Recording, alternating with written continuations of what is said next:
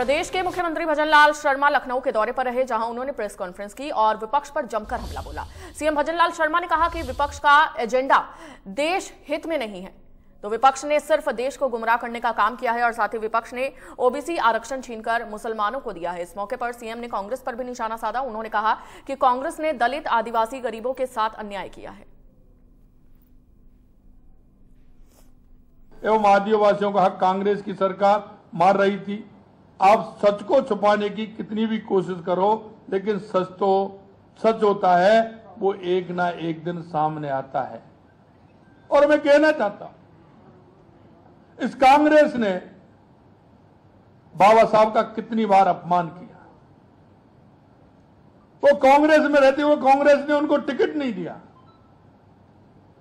अगर वो चुनाव लड़े तो उनको हराने का काम किया।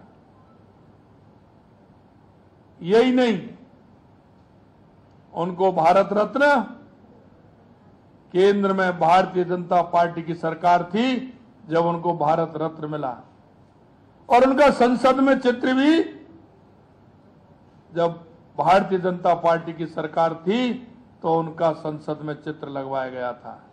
इस कांग्रेस ने कभी भी बाबा साहब का सम्मान नहीं किया। मैं आपको बताना चाहता हूं, कांग्रेस पिछले दलित आदिवासियों के शोषण के एक नई कई उदाहरण हैं। कांग्रेस ने 40 साल तक ओबीसी कमीशन को संवैधानिक मान्यता नहीं दी, यह आप सभी को पता है। ओबीसी कमीशन को संवैधानिक मान्यता देने का कार्य यशस्वी प्रधानमंत्री श्री नरेंद्र मोदी जी ने किया।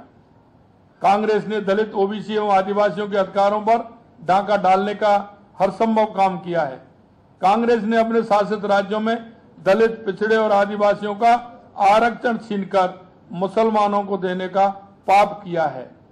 आंध्र प्रदेश और कर्नाटक में कांग्रेस ऐसा करने के कई प्रयास कर चुकी है। कर्नाटक में तो ओबीसी कोटे में मुसलमानों को डालकर ओबीसी के आरक्षण मुसलमानों को दिया जा रहा है। जो पश्चिम बंगाल के अंदर था वही कांग्रेस की कर्नाटक की सरकार ने किया है। कांग्रेस की सरकार ने अलीगढ़ मुस्लिम यूनिवर्सिटी और जामिया लिया इस्लामिक जैसे शिक्षण संस्थानों में भी ओबीसी, दलित, आदिवासियों का आरक्षण खत्म कर दिया। जिस ममता बनर्जी ने ओबीसी का आरक्षण छीनकर मुसलमानों को दिया, मुसलमानों को ओबीसी का दर्जा दिया, उसे कांग्रेस और सपा उत्तर प्रदेश में सीट दे रही है। ये उनकी तुष्टीकरण की राजनीति की पराकाष्ठा है। बंगाल की तरह कांग्रेस ने आंध्र प्रदेश और कर्नाटक में मुसलमान जातियों को ओबीसी में शामिल कर रही है और धर्म के आधार पर मुसलमानों को आरक्षण दे रही है। कर्नाटक, केरल और आंध्र प्रदेश में उसने विभिन्न समय में तमाम मुसलमानों को ओबीसी में डालकर उनको आरक्षण दिया है।